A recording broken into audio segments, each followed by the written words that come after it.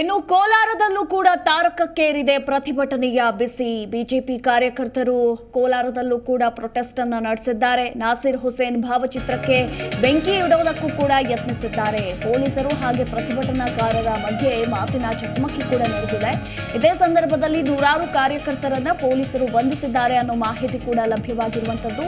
ಇನ್ನು ಕಾಂಗ್ರೆಸ್ ಕಚೇರಿಗೆ ಮುತ್ತಿಗೆ ಹಾಕುವ ಸಂದರ್ಭದಲ್ಲಿ ಕಾರ್ಯಕರ್ತರನ್ನ ಪೊಲೀಸರು ಬಂಧಿಸಿದ್ದಾರೆ. ನಾಸಿರ್ ಹುಸೇನ್ ಭಾವಚಿತ್ರಕ್ಕೆ ಬೆಂಕಿ ಇಡೋದಕ್ಕೂ ಕೂಡ ಇಲ್ಲಿ ಪ್ರತಿಭಟನಾಕಾರರು ಮುಂದಾಗಿದ್ರು.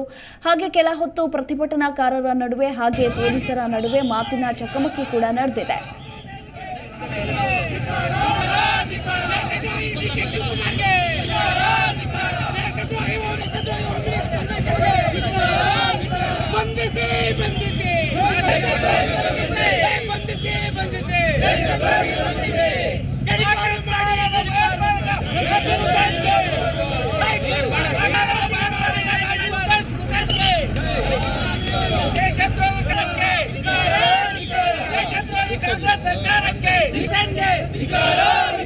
ಪಾಕಿಸ್ತಾನದ ಭಯೋತ್ಪಾದಕ ನಾಸಿರ್ ಹುಸೇನ್ಗೆ,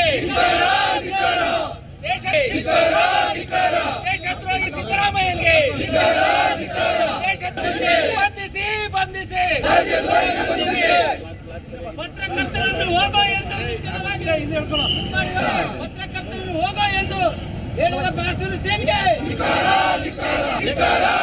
ಪಾಕಿಸ್ತಾನ ಏಜೆಂಟ್ ಭಯೋತ್ಪಾದಕ ನಾಸಿರ್ ಹುಸೇನ್ಗೆ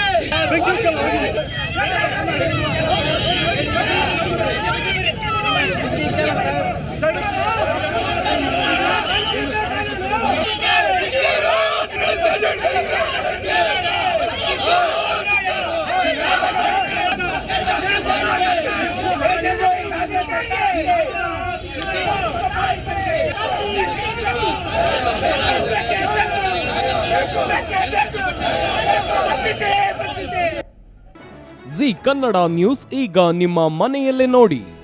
ಎಲ್ಲ ಕೇಬಲ್ಗಳಲ್ಲಿ ಈಗ ಲಭ್ಯ. Sun Direct 292, Jio TV 1334, U digital 162, city cable 51, GTPL 17, Abhishek cables 821, Rockline telecommunication 51, Shri Basaveshwara number 60, Vinayaka digital number 53, in digital number 896ರಲ್ಲಿ ನಿಮ್ಮಿಸ್ತದ ಜಿ ಕನ್ನಡ ನ್ಯೂಸ್ ನೋಡಿ ಆನಂದಿಸಿ.